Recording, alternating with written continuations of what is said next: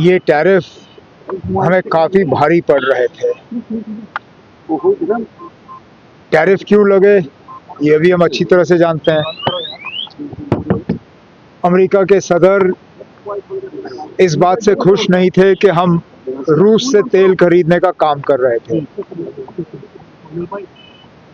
अब government of India की तरफ से फिलहाल कोई फॉर्मल स्टेटमेंट आया नहीं है, लेकिन अमेरिका के सदर ने तो ऐलान कर दिया है कि भारत सरकार ने अब रूस से तेल खरीदना जो है वो बंद कर दिया है और उस वजह से अब टैरिफ जो है हम पे लागू नहीं होंगे।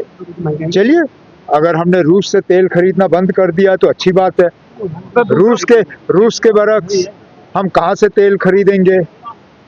क्या उनसे तेल खरीदने का नतीजा ये होगा कि हमारी पेट्रोल और डीजल की कीमतें जो है वो बढ़ जाएंगी? इसके लिए हमें इंतज़ार करना पड़ेगा। लेकिन जहाँ तक टैरिफ्स को कम करने से हमारे एक्सपोर्ट्स को फ़ायदा होगा, ये एक अच्छा स्टेप है, क्योंकि हमारे कई सारे एक्सपोर्टर्स जो हैं वो बहुत ही ज़्यादा मुश्किल का सामना कर रहे थे। कुछों को तो लग रहा था कि उनको अब काम धंधा बंद करना पड़ेगा। अब टैरिफ्स कम हो गए हैं, उम्मीद की जाती है कि उनका धंधा जो है दोबारा चालू होगा। T20 खेलने से मना किया। मैंने हमेशा कहा है ना, स्पोर्ट्स और पॉलिटिक्स को हम जब जोड़ते हैं तो यही होता है। हमने स्पोर्ट्स और पॉलिटिक्स जो है उनमें अब हमने फ़र्क करना ही बंद कर दिया है। अब हम लोग ना बार बार, आप लोग मीडिया के ज़रिए जब हिंदुस्तान और पाकिस्तान का मैच होता है, आप उसको जंग के तौर पे पेश करते हो। आप उसको कभी नॉर्मल मैच की तरह जो है कवर करते ही नहीं हो। बाकी मुल्कों के खिलाफ जब हम खेलते हैं तो उसका आप लोग नोटिस नहीं लेते हो। जब पाकिस्तान के खिलाफ हम खेलते हैं तो उसको बहुत बड़ा चढ़ा के पेश किया जाता है, तब जाके जो है इस तरह के हालात बनते हैं। नहीं बनना चाहिए था। अब चलिए, इस वर्ल्ड कप में वो हिस्सा ले रहे हैं, लेकिन हमारे खिलाफ नहीं खेलेंगे।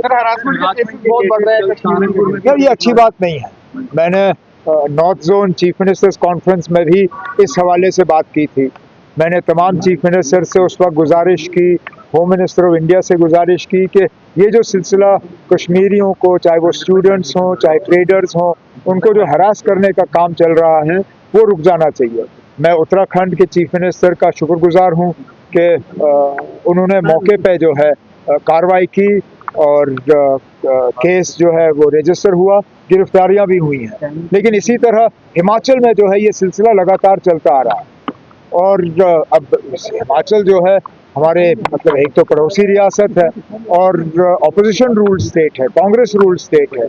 यहाँ हम ये उम्मीद नहीं करते कि हमारे लोगों को इस तरह सताया जाएगा, तंग किया जाएगा, मारा जाएगा। मैं हिमाचल के चीफ मिनिस्टर साहब से गुजारिश करता हूँ कि मेहरबानी करके इस पे वो फौरी तौर कार्रवाई करें और ये जो कश्मीरियों को विक्टिमाइज और तंग करने का सिलसिला चल रहा है इसको रोक दें।